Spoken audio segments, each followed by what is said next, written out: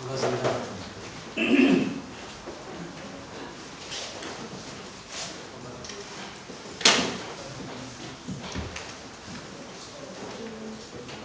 방금 현진 형님 보이던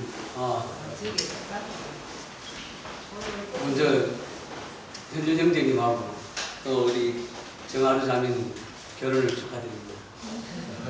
형제님을 보면은 참 역시 주님 앞에 신실하게 주님 섬기기 귀한 아름다운 자매를 얻는다 이런 생각하게 됩니다.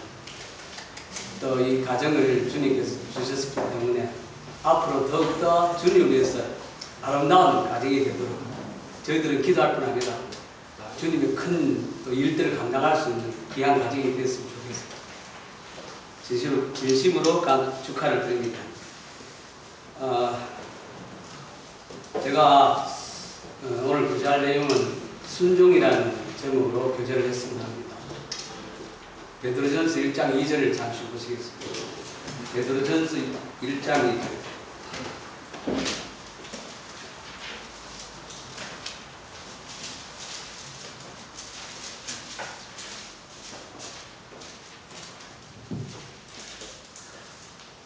찾았으면 다 같이 읽도록 하겠습니다. 찾았으면 베드로전서 1장 2절.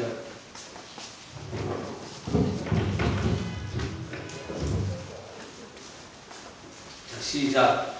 곧 하나님 아버지의 예리하심을 따라 성령이 거룩하게 하시고 순종함과 예수 그리스도의 빛보림을 얻기 위하여 택하심을 받은 자들에게 편지하노니 은혜와 평강이 너희에게 더욱 많을지어다.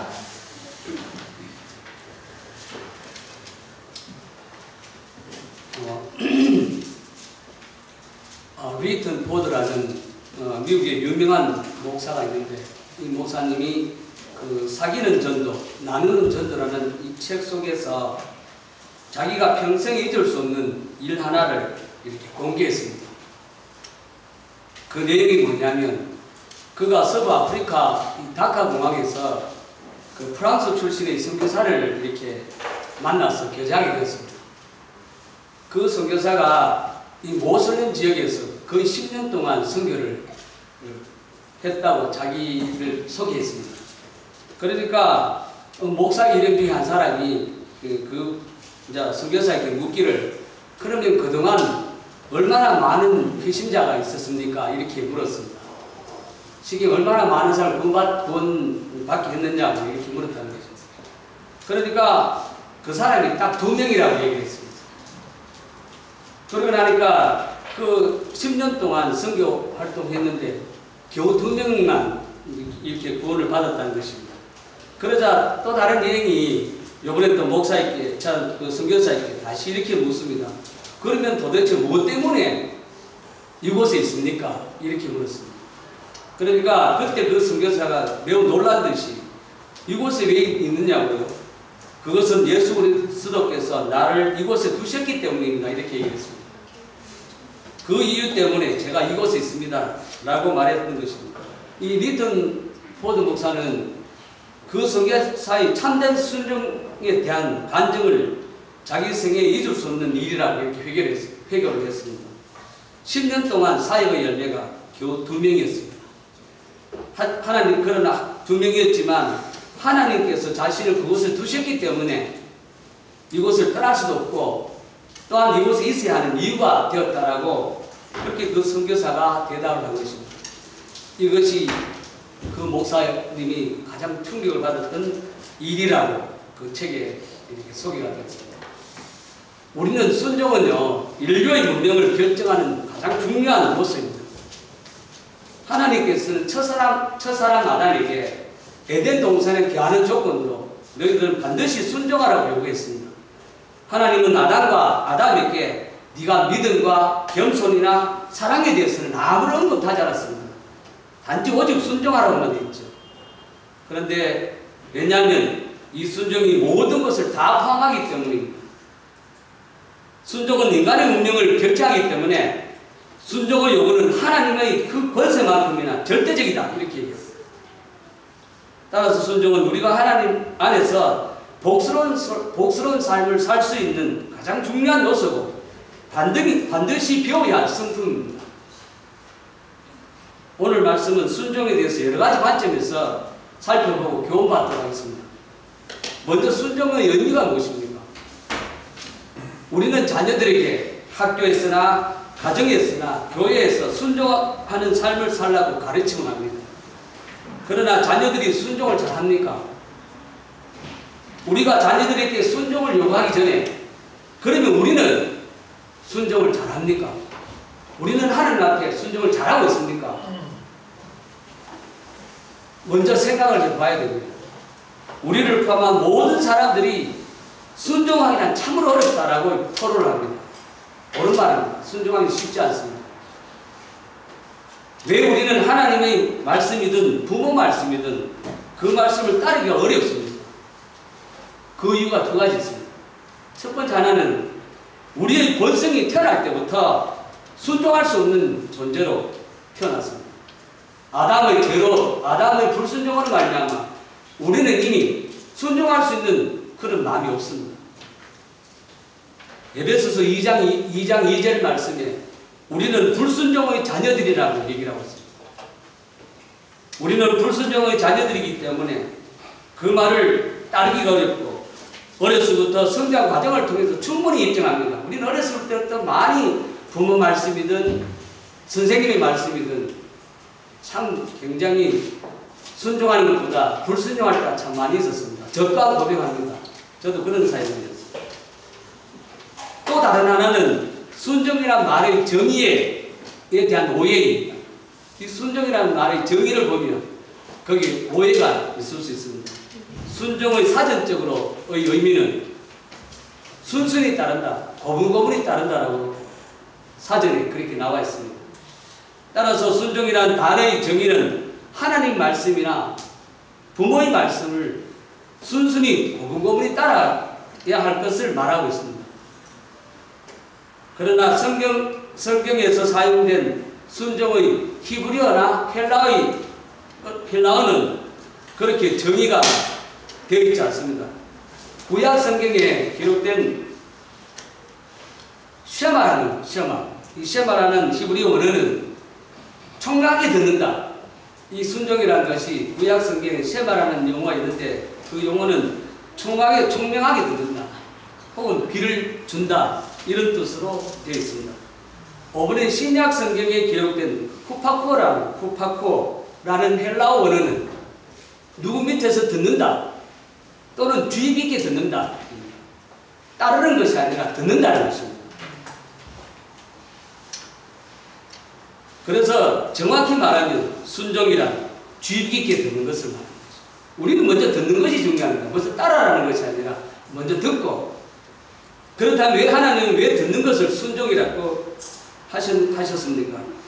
우리가 바라는 순종은, 우리가 세상 사람들이 바라는 순종은 사람들을 괴롭힐 수 있습니다. 순종해라, 하기 싫은데 순종해라, 복종해라, 이렇게 얘기하는 거죠. 그러니 우리가 바라는 순종은 사람들을 괴롭히는 것이지만 하나님이 원하시는 순종은 곧 듣는 것을 통해서 완전한 순종으로 달성하는 것을 말하고 있습니다.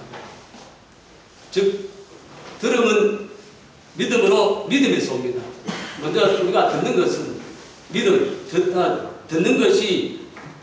들음으로 믿음이 오고 그 다음에 믿음으로 순종하게 되는 것입니다.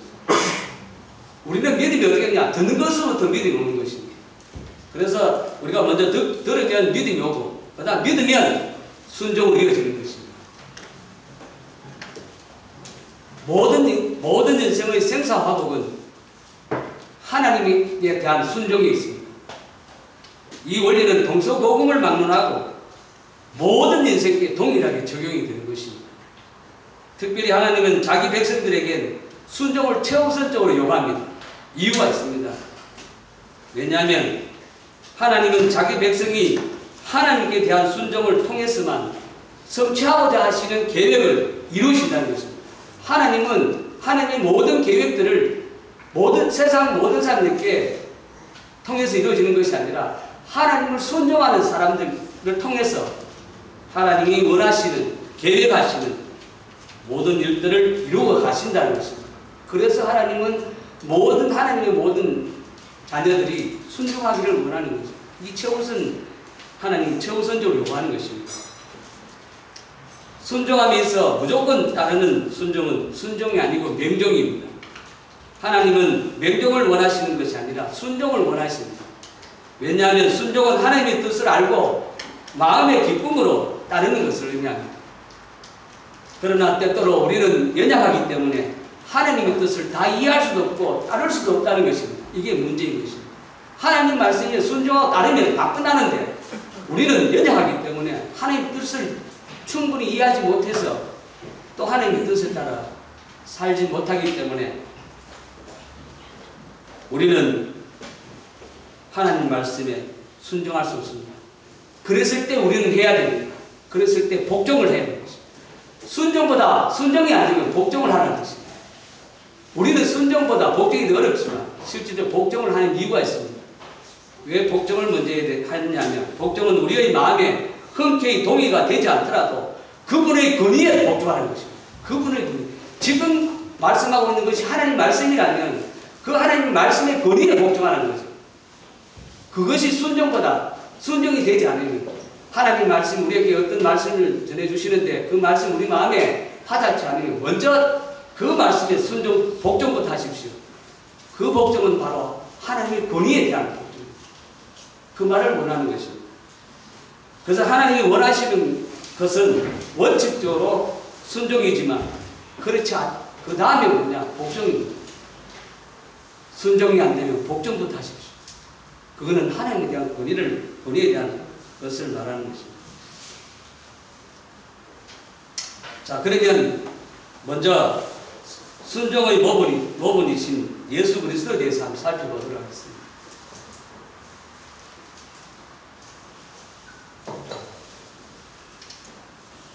우리가 순종에 대해 생각할 때 가장 먼저 떠오르는 분이 예수님입니다.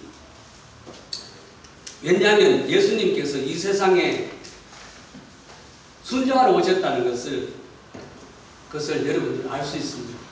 성경 말씀을 통해서 예수님이 이 세상에 오셨느냐? 예수님은 우리 위해서 십자가를 죽으셨다. 결론적으로 뭐냐? 하나님 말씀에 순종하기 위해서 세상에 오셨습니다. 한번 찾아보겠습니다. 히브리서 10장 9절을 보시겠습니다.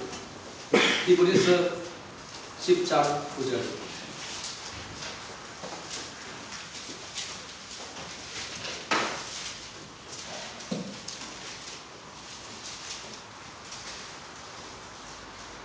자, 찾으셨으면 제가 읽겠습니다. 히브리서 10장 9절. 그 후에 말씀하시기를 보시옵소서 내가 하나님의 뜻을 행하러 왔나이다 하셨으니 그 첫째 것을 피하시면 둘째 것을 세우고 내가 하나님의 뜻을 행하러 왔다. 예수님이 세상에 오신 것, 하나님의 뜻을 이루기 오신 것입니다.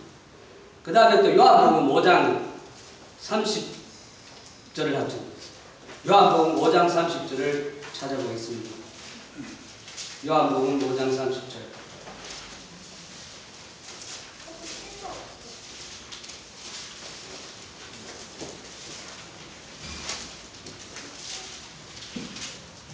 찾았으면 제가 읽겠습니다. 5장 30절.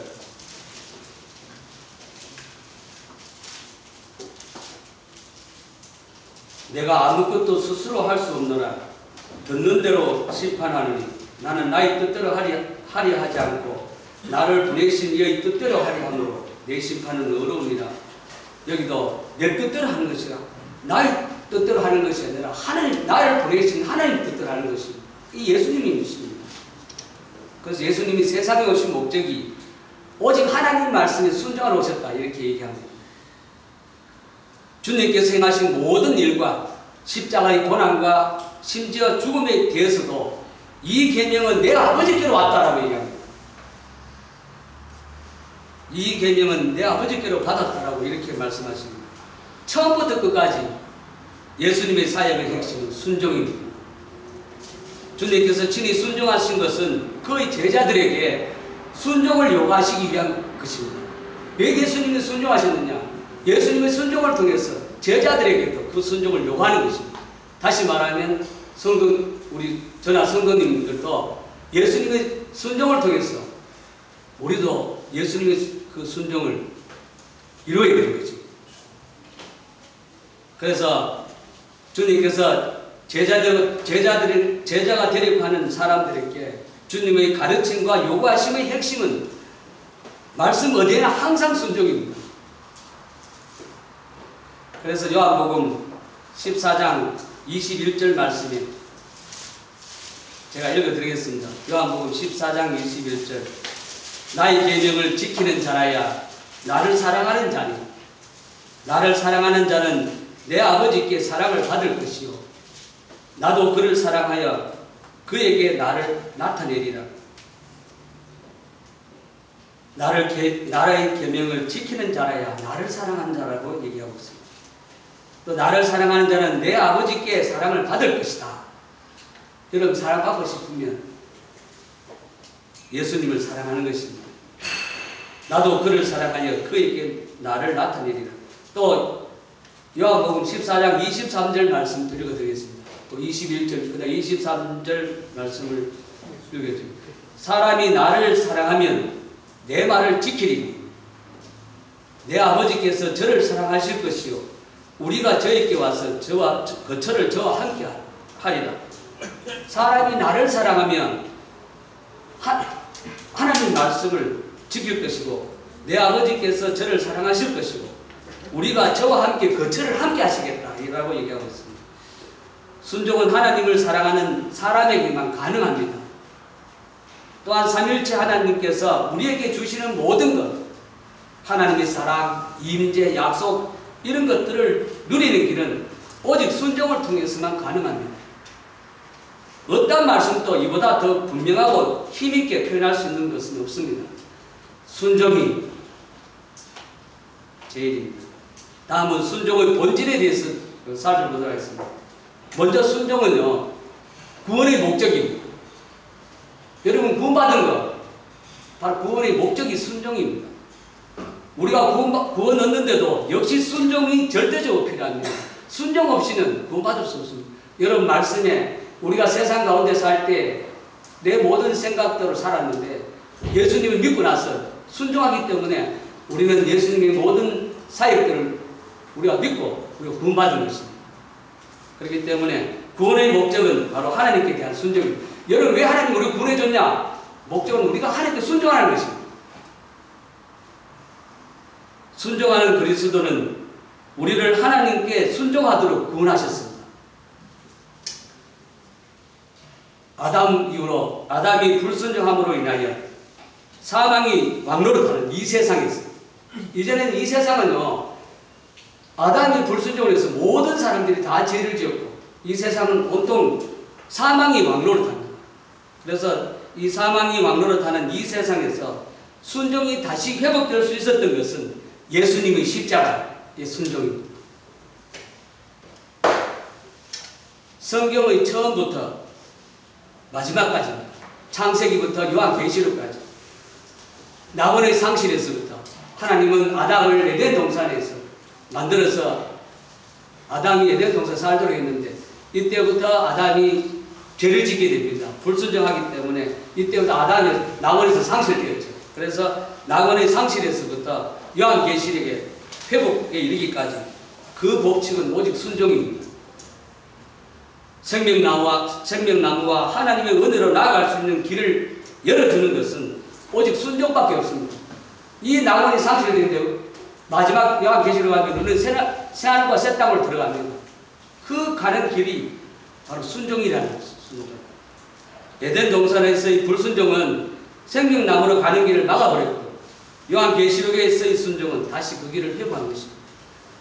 어떻게 불순종이 순종으로 변하게 되었느냐 하면 처음과 마지막 사이에 예수님이 십자가다. 히브리서 5장 8, 9절을 좀 찾아보겠습니다. 히브리서 5장 8, 9절을 찾아보겠습니다.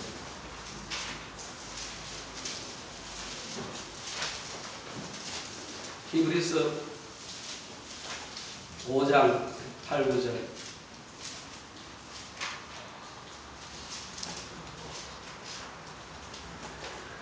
제가 읽어드리겠습니다.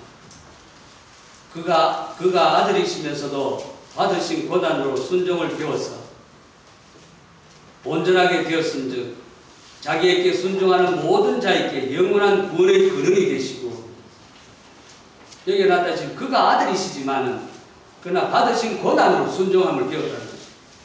예수님이 하나님 아들이지만 순종할 고난을 받지 않았더라면 순종할 수 없었겠죠. 그래서 예수님은 하나님의 아들이시면서도 받으신 고난을 위해서 순종함을 배우고 온전하게 완전하게 된 것입니다. 온전하게 되었고, 그 다음 자기에게 순종하는 모든 자에게, 예수님께 순종하는 모든 자에게 바로 영원한 구원의 근원이 되었다라고 얘기하고 있습니다. 그래서 순종은 구원의 목적이 되는 것입니다.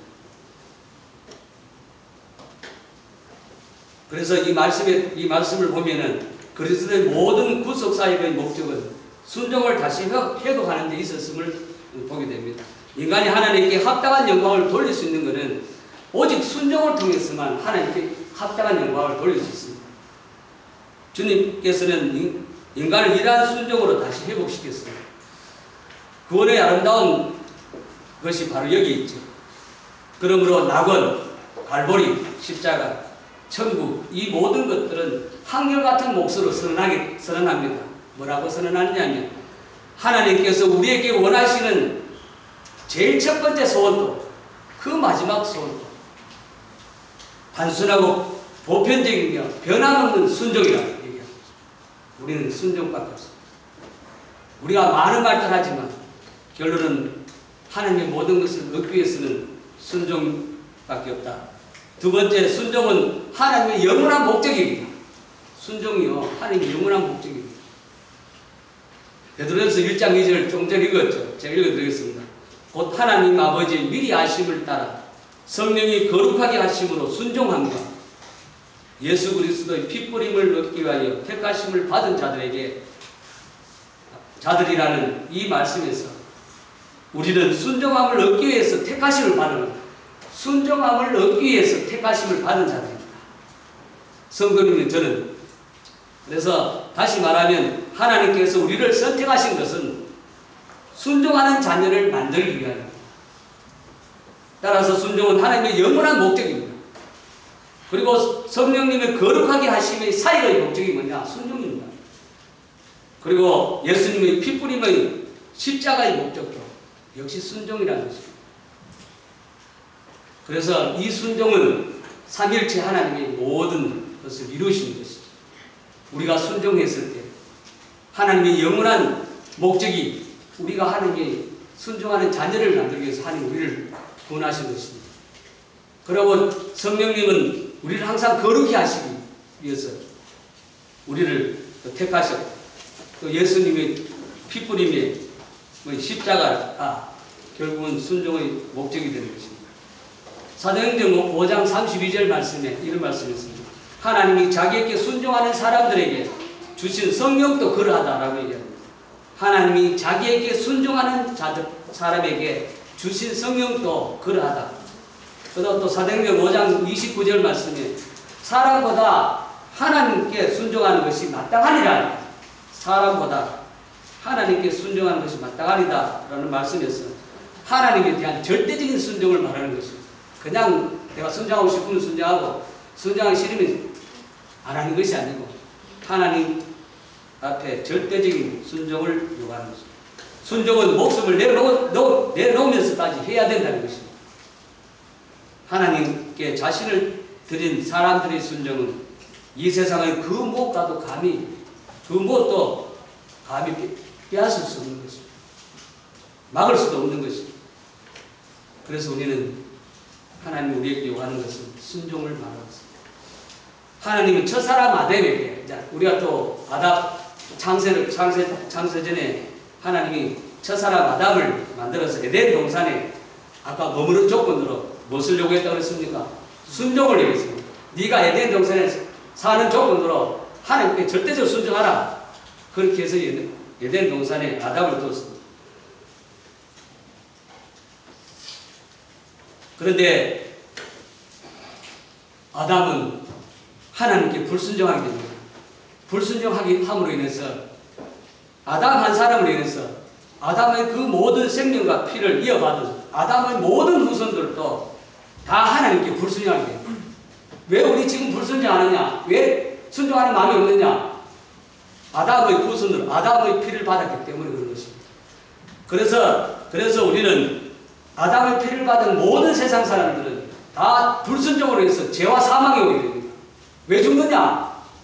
다 불순종, 아담의 불순종이 으로 인해서 모든 사람들이 다 그렇게 불순종하기 때문에 죄와 사망이 오게 되고, 그 다음에 죄의 종이 되어서 영원한 심판을 받게 되는, 한마디로 말해서 우리는 사형수입니다. 그래서 성경에는 믿지 않는 자들에게 살아있으나 죽은 자다 이렇게 얘기합니다. 세상 사람들 살아있지만 그들은 죽은 거나 마찬가지입니다. 그것이 바로 불순종으로 인한 죄와 사망을 인해서 그렇습니다. 아담 한 사람의 불순종으로 인해서 세상의 하나님의 창조 세계가 깨어졌습니다. 이 창조의 질서가 깨어졌고 지금 이 세상은 무질서하고 악하고 폐역한 세대가 된 것입니다. 이거는 이미 아담의 한 사람을 위해서 이 세상이 그렇게 된 것입니다. 그래서 이 세상은 하나님이 없이 아무리 인간들이 가장 좋은 문명과 문화를 갖는다 할지라도 이 창조의 질서는, 깨어진 질서는 회복할 수 없습니다. 그래서 하나님은 창세전에 계획을 뭐 하시냐? 아들을 딱 준비하셔서 때가 되면 예수님을 세상에 보내는 것입니다. 그래서 아담은 첫 사람입니다. 그러면 예수님은 누구냐? 둘째 사람입니다. 그리고 아담은 첫 사람, 아담이면 예수님은 마지막 아담입니다. 그래서 하나님은 둘째 사람, 마지막 아담인 예수 그리스도의 순종으로 인해서 하나님의 영원한 목적인 순종을 이루셨습니다. 이를 말미암아 예수 그리스도를 믿음으로 구원받게 되고 거듭나게 되고 새 생명을 얻는 자가 되었습니다. 이제 우리는 의인이 되고 의가 생명 안에서 왕노를 합니다. 전에는 죄와 사망이 우리 안에서 왕노를 했지만 예수님을 통해서 바로 이제는 우리 안에는 의가 생명 안에서 왕노릇하게 된 것입니다. 먼저 성경 한 구절 찾아보겠습니다. 베드로전서 1장 14절 15절을 보시겠습니다. 베드로전서 1장 14절 15절. 히브리서 뒤를 이어가는 야고보서 다음에 베드로전서였습니다.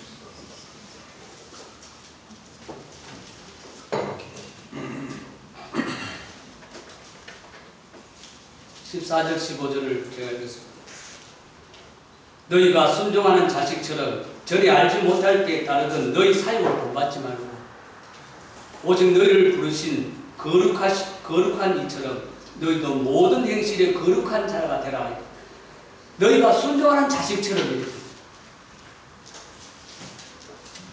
전에 알지 못할 때에 따르던 너희 사역을 본받지 말고 오직 너희를 부르신 거룩한 이처럼 너희도 모든 행실에 거룩하라고. 이 말씀에 보면은 우리는 순종하는 자식처럼 모든 행실에 거룩한 자가 되라고 권면하십니다. 하나님께 순종하는 것은 하나님의 거룩하심을 본받는 것입니다. 그래서 순종은 진정한 거룩의 출발점입니다. 순종을 해야 우리는 거룩해질 수 있습니다. 그 말은 셋째, 순종은 하나님 안에 거하는 것입니다. 우리가 순종해야만이 하나님 안에 우리가 지금 거하고 있는 것입니다. 요한복음 15장 말씀에 15장에 보면 포도나무 가지의 비유를 우리가 잘 알 것입니다. 주님은 포도나무고 우리는 살아있는 하나님의 살아있는 그리스도 안에서의 가지입니다. 하나님은 예수님은 포도나무고 우리는 가지라는 것입니다. 포도나무와 가지는 생명을 공유하기 때문에 예수님과 우리는 생명을 공유하는 연합체입니다. 요한복음 15장 10절 말씀에 내가 아버지의 계명을 지켜, 제가 읽어드리겠습니다. 요한복음 15장 10절 내가 아버지의 계명을 지켜 그의 사랑 안에 거하는 것 같이 너희도 그 계명을 지키면 내 사랑 안에 거하리라. 이렇게 말합니다. 이 말씀에서 하나님 사랑에 거하는 유일한 방법이 하나님 말씀을 지키는 것입니다. 하나님 아버지의 계명을 지키는 것입니다. 하나님 말씀에 순종하는 것이다. 이렇게 말하고 있습니다. 주님은 아버지 하나님의 뜻에 온전히 순종했습니다. 우리도 주님께서 순종하셨던 것처럼 우리는 하나님의 뜻을 순종할 때에 하나님의 사랑 가운데 가는 것입니다. 성도 여러분, 이 땅에서의 순종이 곧 하늘에서 하나님의 사랑에 거할 수 있는 비결이 된다는 것입니다. 그래서 우리는 열심히 순종해야 됩니다. 그것이 지금은 잘 모를지 몰라도 곧 잠시 후에 하늘에서 하나님의 사랑 안에 거할 수 있는 비결이 됩니다. 하늘에서 하나님이 우리를 전심으로 사랑해 주는 거다. 하나님은 지금도 하늘에서 우리를 전심으로 사랑하는 겁니다. 그리고 또 우리 또한 이 땅에서 그를 전심으로 순종하는 것이 동시에 일치할 때 하나님께서 우리 속에 거하시고 또한 우리가 그의 사랑에 거하는 것입니다. 그러니까 하나님이 전심으로 사랑하고 우리도 땅에서 하나님께 전심으로 순종할 때 그것이 일치하면 하나님께서 우리 속에 거하고 우리가 그의 사랑에 거하는 것입니다. 넷째, 순종은 그리스도인의 유일한 보정입니다. 여러분, 세상 사람들이 우리를 볼 때에 저 사람 참 그리스도인인지 알 수 있는 것은 우리가 얼마큼 순종하냐는 것입니다. 그래서 이 순종이 그리스도의 유일한 보정이다. 저는 그렇게. 그래서 요한일서 3장 18절에서 22절 좀 한번 읽어보겠습니다. 요한복음 3장 18절에서부터 22절. 요한일서 요한일서 3장 18절에서 22절.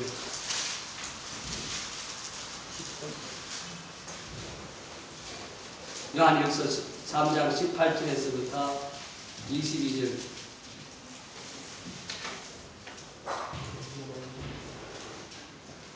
제가 읽어드리겠습니다. 자녀들아, 우리가 말과 혀로만 사랑하지 말고 행함과 진실함을 하자. 이로써 우리가 진리에 속한 줄을 알고 또 우리 마음을 주 앞에서 굳세게 하리니 이는 우리 마음이 혹 우리를 책망할 일이 있어도 하나님은 우리 마음보다 크시고 모든 것을 아시기 때문이라. 사랑하는 자들아, 만일 우리 마음이 우리를 책망할 것이 없으면 하나님 앞에 담대함을 받고 무엇이든지 구하는 바를 그에게 받나니 이는 우리가 그의 계명을 지키고 그 앞에서 기뻐하는 것을 행함이라.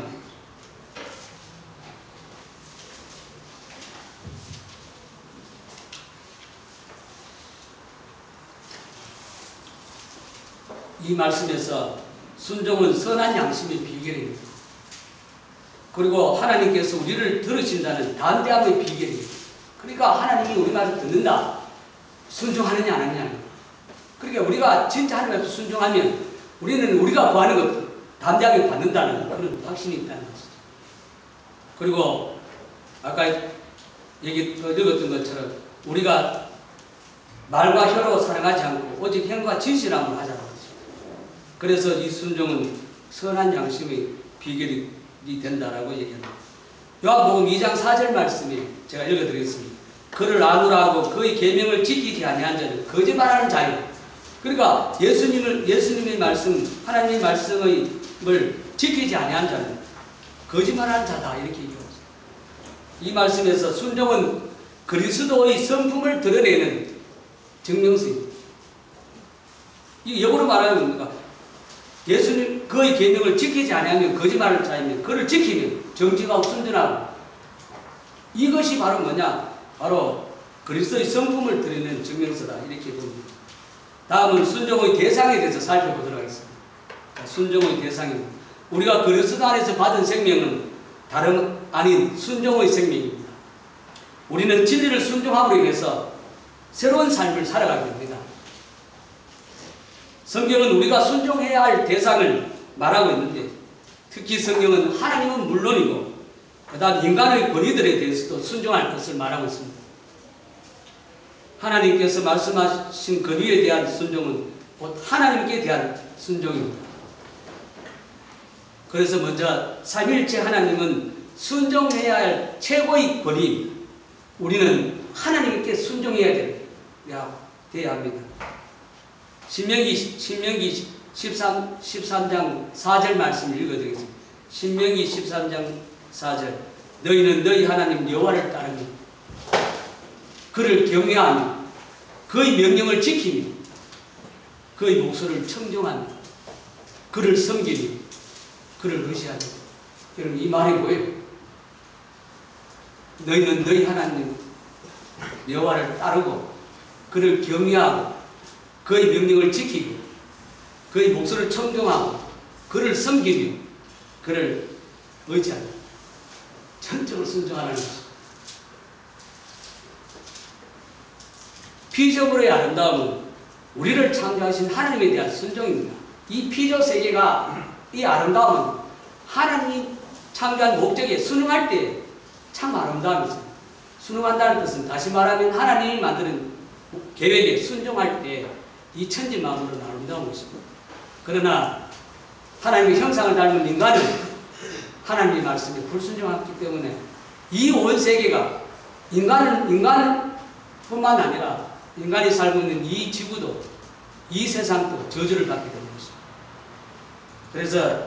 그래서 이 지구상의 이 세상의 피조의 세계의 아름다움은 창조주이신 하나님에 대한 순종입니다. 우리는 이 사실을 깨닫지 못하고 우리의 불순종을 인해서 예수 그리스도를 십자가에 못 박게 만든 것입니다. 그래서 예수님은 그 십자가에 못 박음으로 인해서 의의 옷을, 순종의 옷을 입게 되는 것입니다. 우리도 주님처럼 하나님 앞에서 순종의 옷을 입어야 됩니다. 그래서 그분의 임재 안에 들어갈 수 있다는 것을 우리가 알게 됩니다. 하나님은 사울이 하나님의 말씀을 순종하지 아니한 대가로 사울은 버림을 받게 됩니다. 하나님은 순종하지 않는 사울을 왕으로 세운 것을 후회했습니다. 하나님은 사무엘상 15장 11절 말씀, 사무엘상 15장 11절 말씀에 제가 읽어드리겠습니다. 순종은 제사보다 낫고 듣는 것이 순양의 기름보다 낫다고 얘기하고 있습니다. 순종은 제사보다 낫습니다. 여러분, 제사, 이스라엘 백성들은 제사 제도가 많은데 그 제사를 지내는 것보다 하나님 말씀에 순종하는 것이 더 낫고, 순양의 기름으로 제사를 드리는데 순양의 기름보다 듣는 것이 더 낫다고 얘기하고, 하나님은 우리가 순종해야 할 최고의 권위입니다. 또 하나님께서 세우신 권위들에 대해서 살펴보도록 하겠습니다. 하나님께서 세우신 권위들에 대한 순종은 하나님께 대한 순종입니다. 우리가 하나님께 순종하기 위해서 하나님께서 세우신 권위에 대해서 순종해야 합니다. 우리는 이 순종의 훈련을 통해서 하나님께 대한 순종을 배워가는 것입니다. 첫째, 모든 백성들은 국가의 공권력, 유권자들에게 복종해야 됩니다. 디도서 3장 1절 말씀을 한번 찾아보겠습니다. 디도서 3장 1절. 왜 우리는 국가의 공권력에 순종을 해야 하느냐는, 디도서 3장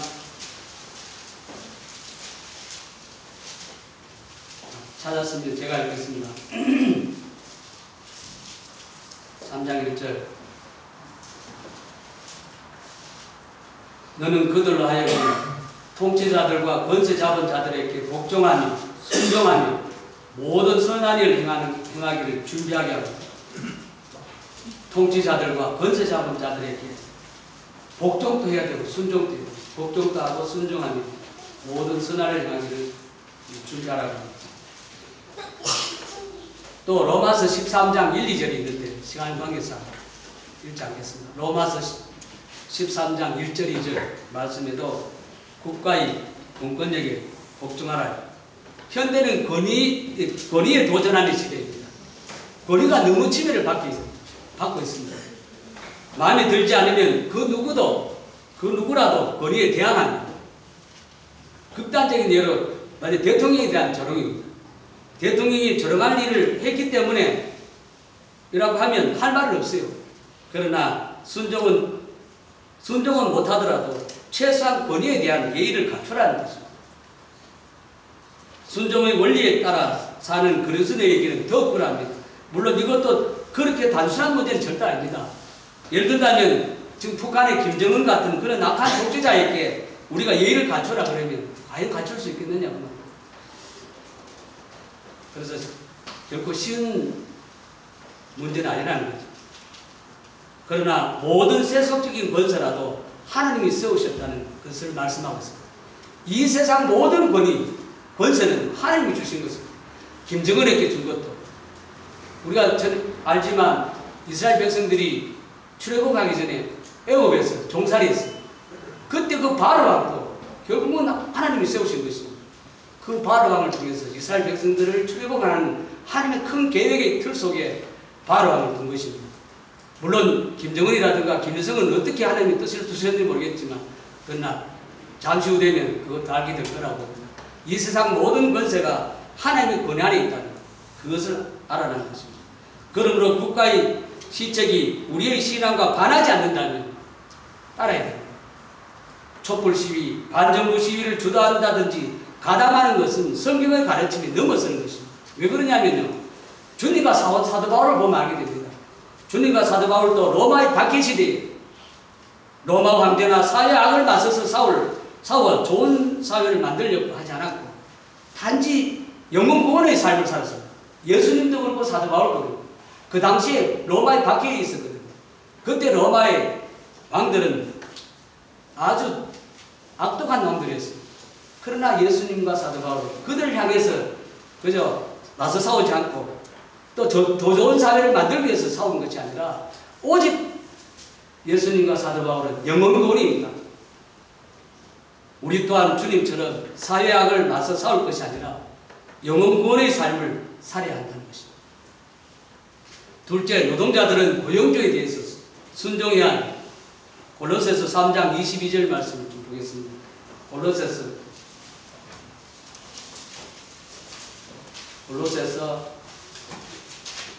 3장 22절.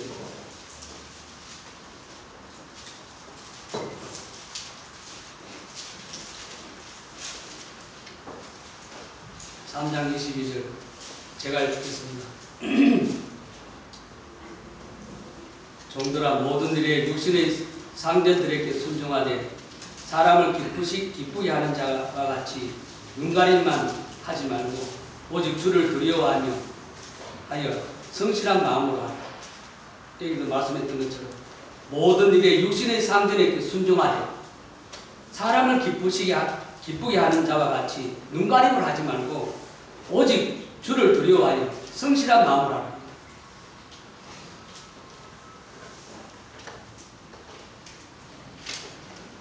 예수님과 바울 당시에도 사실 노예 제도가 이미 존재해 왔습니다.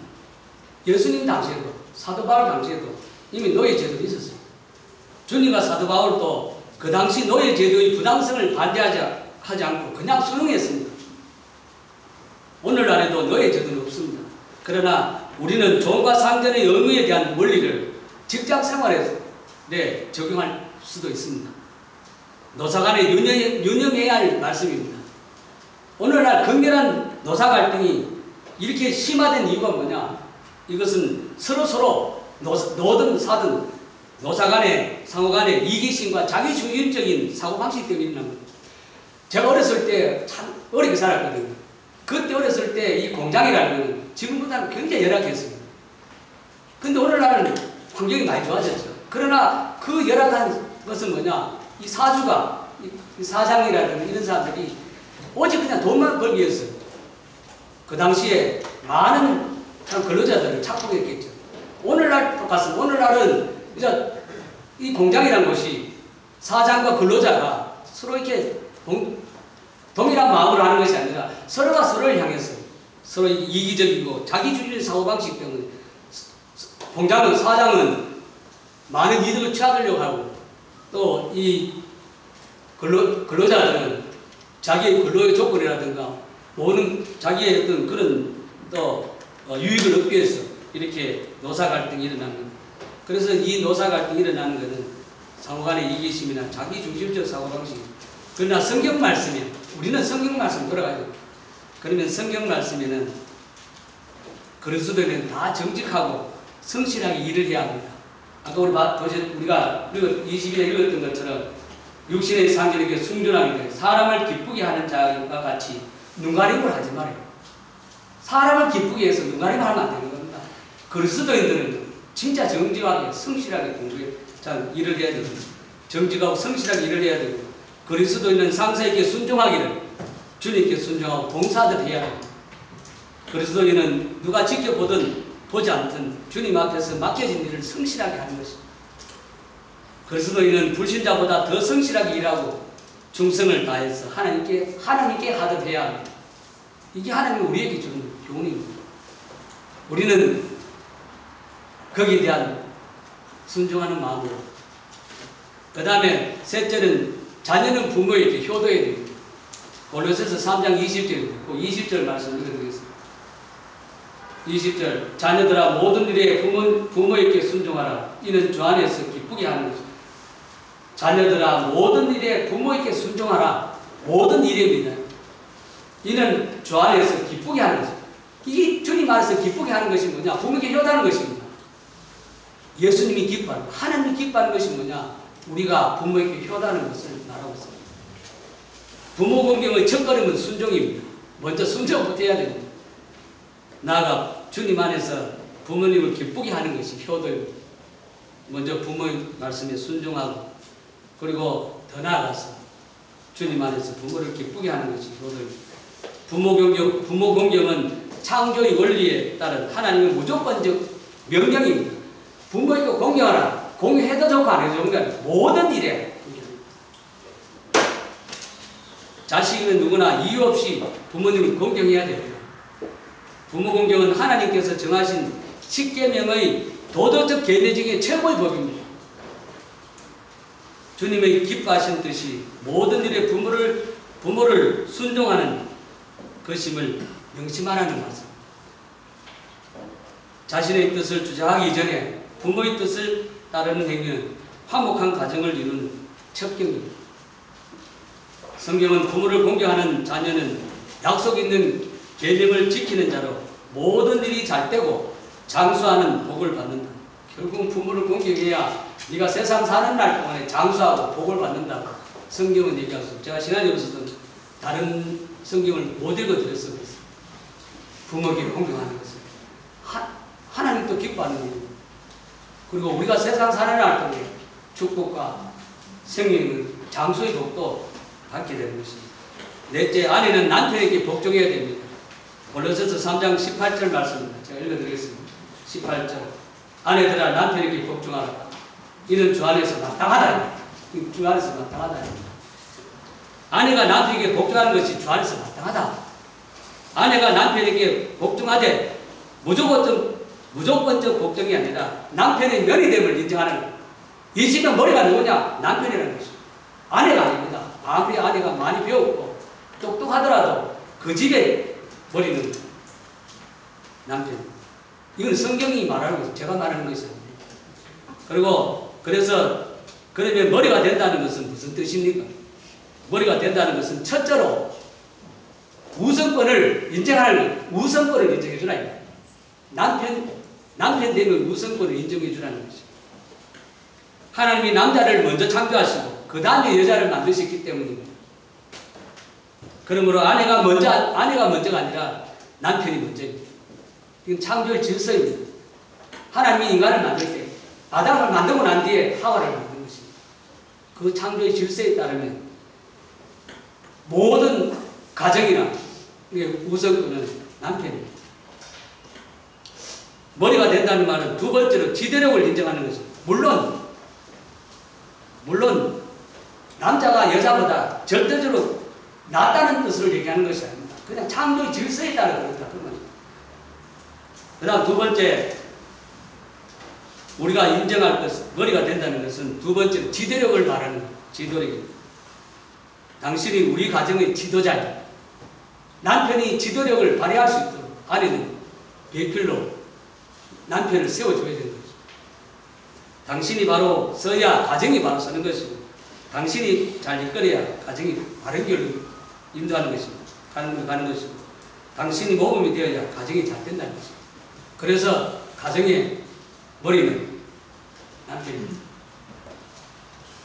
다섯째, 제자는 스승에게 존중해야 됩니다. 학교에 가면 학생들은 선생이 있고, 또 교회에 오면 주일학교나 학생의 교사가 있습니다. 그래서 제자는 스승에게 순종해야 됩니다. 누가복음 6장 40절을 찾아보겠습니다. 누가복음 6장 40절.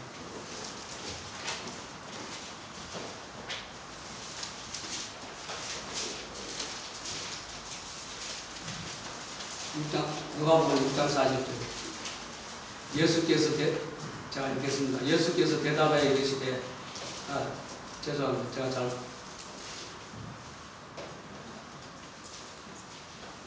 잘 누가복음 6장 40절. 제자가 그 선생보다 높지 못하나 무릇 온전하게 된 자는 그 스승과 같으리라.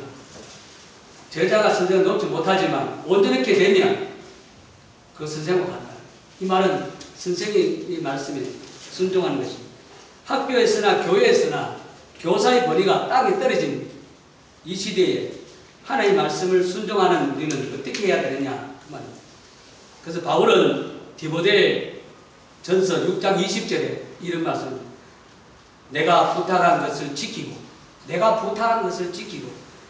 거짓되이 일컫는 지식의 망명되고 허한 말과 변론을 피하라. 내가 부탁한 것을 지켜라. 이 말이 무슨 말입니까? 선생의 말에 순종하라는 뜻입니다. 그리고 또 잠언 5장 12절 13절 말씀입니다. 한번 찾아보겠습니다. 이거 중요합니다. 잠언 5장 12절 13절.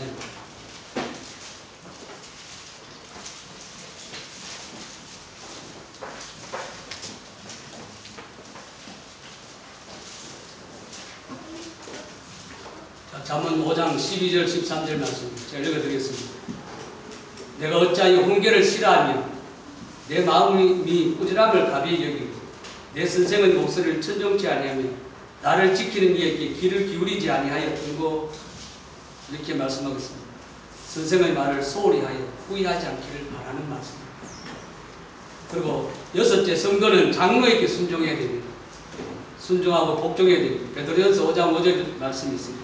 시간이 없어서 이제 베드로전서 5장 5절 그리고 데살로니가 5장 12절 히브리서 13장 17절 다 찾아보셨으면 좋겠습니다.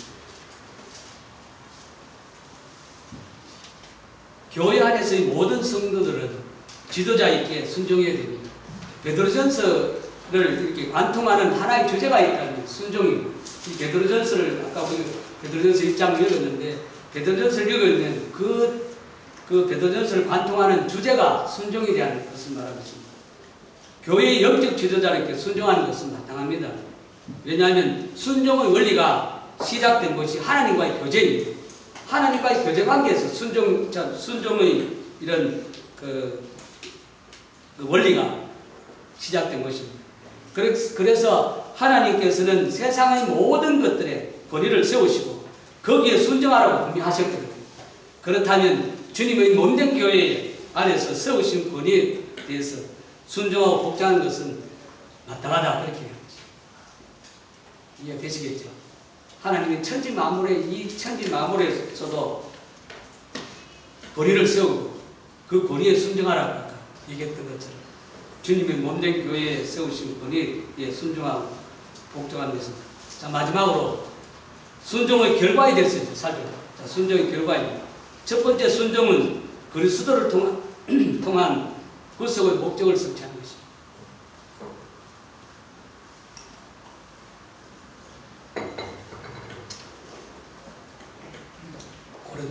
고린도후서 5장 15절 말씀인데 일단 찾아보셨으면 좋겠습니다. 시간이 없어서 주님이 우리를 위해 죽으신 이유가 우리 자신을 위해서 살던 삶을 청산하고 이제는 우리를 위해서 죽으시고 부활하신 예수 그리스도를 위해서 살게 하기 위해서 하신 것입니다.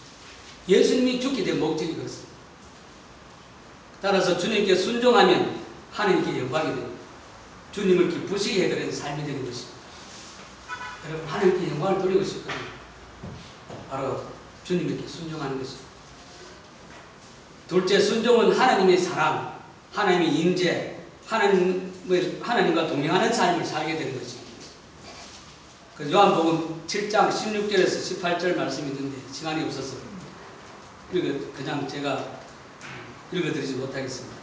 우리가 하나님 이 말씀을 보면 우리가 하나님의 뜻에 순종하면 이것이 하나님의 뜻인지 내 뜻인지 우리는 분별해야 되는 것입니다. 이것이 하나님의 영광인지 내 영광인지 영적 분별력을 갖게 됩니다.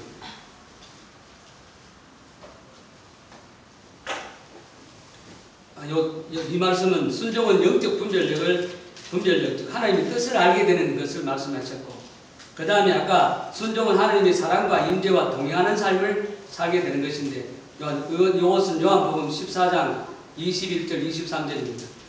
이건 아까 우리 찾았기 때문에 제가 그냥 지나가겠습니다. 우리가 하나님의 말씀에 순종하고 사랑하면 아까 하나님의 사랑을 받고 하나님이 우리와 거처를 함께하다. 하나님 지금도 우리가 거처를 우리가 함께하고 있습니다. 그리고 또 우리에게 나타나서 우리와 동행하는 것입니다. 그 다음 넷째, 순종은 고난을 통해서 특별한 하나님의 은혜를 경험하게 됩니다. 히브리서 5장 8, 9절입니다. 그가 아들이시라도 받으신 고난으로 순종함을 배웠어 온전하게 되었은즉 자기를 순종하는 모든 자에게 영원한 구원의 근원이 되시고라고 말씀하고 있습니다. 주님께서 순종을 배우시는 데는 고난이 필요했습니다. 따라서 예수님은 어떠한 대가를 치르더라도 자신의 뜻을 하나님께 온전히 맡기는 것을 배우기 위해서 고난의 쓴잔을 마셨습니다. 따라서 우리는 주님이 죽기까지 순종하셨던 것은 자기를 순종하는 자들에게 구원의 근원이 되시기 위함입니다. 우리도 순종의 고난을 통해서 하나님의 은혜를 경험해 우리는 주님을 믿으면서도 순종하는 속에도 고난이 있는 이 고난을 두려워하시면 안 되는 겁니다. 우리가 믿음 생활하면서 항상 좋은 것만 있는 것이 아닙니다. 예수님이 세상에 오셔서 주님의 좋은 것을 한 게 주님은 오직 우리를 위해서 큰 고난을 맛보신 것입니다. 우리 또한 주님의 그 고난에 동참해야 됩니다. 그래서 우리가 주님의 고난을 동참할 때에 하나님의 은혜를 경험하게 되는 것입니다. 여러분, 고난을 두려워할 필요 없습니다. 고난을 통해서 분명히 여러분에게 엄청난 주님의 그 영광, 그 은혜를 맛볼 수 있다는 것입니다. 그래서 세상 사람들은 고난을 두려워하지만 우리는 고난을 두려워할 필요가 없습니다. 이 고난을 통해서 우리를 연단하실 것이고 우리에게 주실 하나님의 그 뜻을 이루기 위해서 우리에게 연단을 주는 것입니다. 그래서 이 고난이 결코 성도들을 절망하거나 낙담하게 하시려고 고난 준 것이 아니라는 그것을 아셨으면 좋겠습니다. 순종은 견고한 신앙을 가지게 됩니다. 마가복음 7장 24절 27절 말씀입니다. 주님의 말씀을 듣고 순종하는 자는 그 집을 반석 위에 지은 지혜로운 건축자라고 얘기합니다. 반석의 특징이 뭐예요? 아주 견고합니다. 아주 단단합니다. 아주 든든합니다. 굳건합니다. 예수 그리스도의 모형으로 반석에 비유했습니다. 따라서 우리가 주님에게 순종하면 주님의 반석 위에 견고하고 든든한 집을 짓는 것처럼 우리의 신앙이 견고해진다. 그렇게 말합니다. 여섯째, 순종은 평안과 하나님의 인도하심을 체험합니다. 평안하고 하나님의 인도하심을 체험할 것이 순종입니다. 잠언 3장 1절에서 6절을 한번 읽어드리겠습니다. 자, 거의 마무리 3장 잠언을 한번 찾아보겠습니다.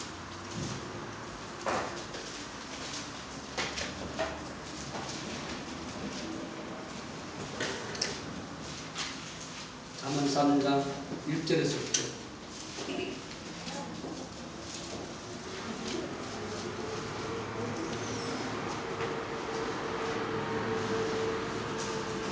자, 제가 읽어드리겠습니다. 3장 1절. 내 아들아, 나의 법을 잊어버리지 말고 너 마음으로 나의 명령을 지키라. 그리하면 그것이 너가 장수하여 많은 해를 누리게 되며 평강을 더하게 하리라. 인자와 진리가 내게서 떠나지 말게 하고 그것을 너 목에 매며 너 마음판에 새기라. 그리하면 너가 하나님과 사람 앞에서 은총과 귀중한 여김을 받으리라. 너는 마음을 다하여 여호와를 신뢰하고 내 명철을 의지하지 마.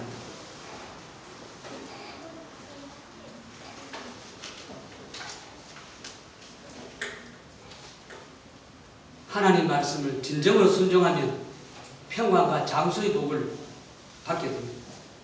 하나님과 사람 앞에서 은총과 귀중히 여김을 받게 됩니다. 범사에 하나님이 우리의 길을 인도하십니다. 일곱째, 순종은 축복의 통로입니다. 로마서 5장 19절 말씀이 있습니다. 아담 한 사람의 불순종으로 인류 전체에 죄와 사망이 왔습니다.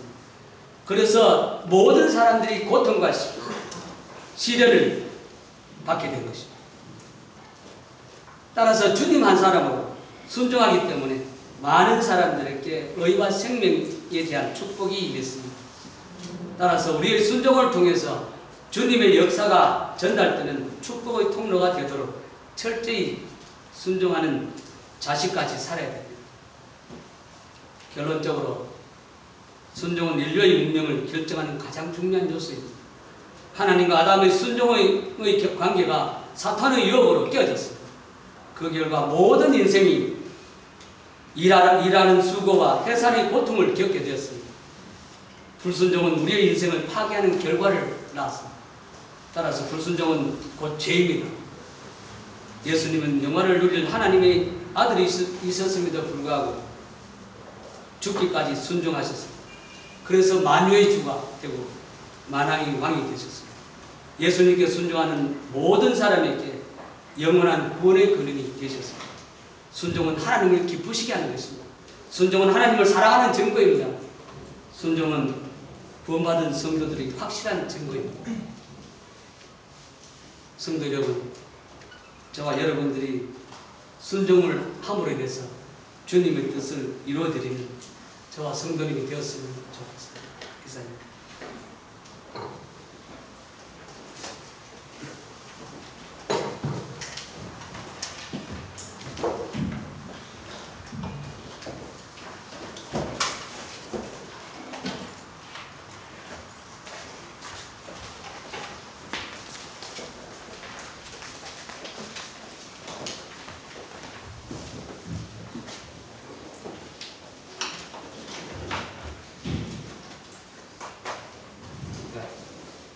하나님 믿는 사람들과 믿지 않는 사람들과의 가장 큰 차이점이 순종이지 않나 싶습니다.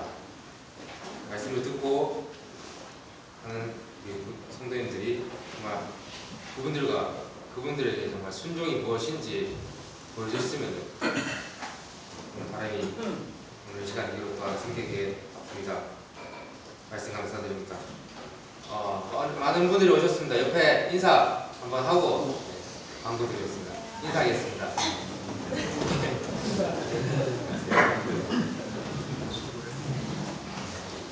네, 간단하게 광고 드리겠습니다. 오늘 학생회 주일학교 없이 이제 오후 집회가 있습니다. 2시부터 오후 집회가 있으니까 다들 단정 준비하시고 특송 준비하신 분들 오늘 그 시간을 이용해서 사용하시기를 바랍니다. 그리고 다음 주에는 전체 회의와 또한 대청소가 있습니다. 그리고 오늘 이은정제 가정 방문했습니다. 이어서 인사 해주시기 바랍니다. 안녕하세요.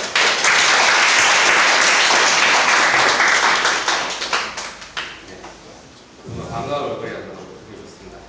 그러면은 이상으로 기도 드리고 오전 집회 모두 마치겠습니다.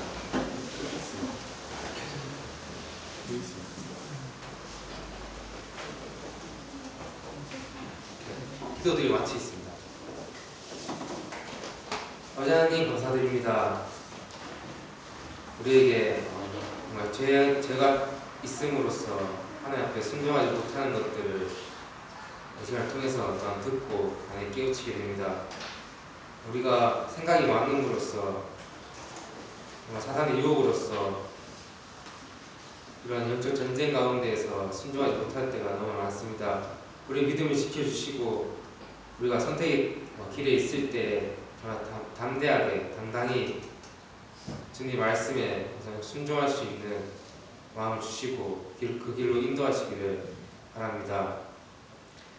정말로 말씀을 계속 읽게 하시고 강단의 말씀을 지켜주시고 우리들 마음 가운데에서 그 사단의 공격에 또한 제약들을 가운데에서 이길 수 있도록 도와주시기 간절히 바랍니다. 이 있는 시간도 주님 인도하심을 바라고 감사드리며 예수 그리스도 이름 기도드렸습니다. 아멘. 이번 예찬 시간 되시기 바랍니다.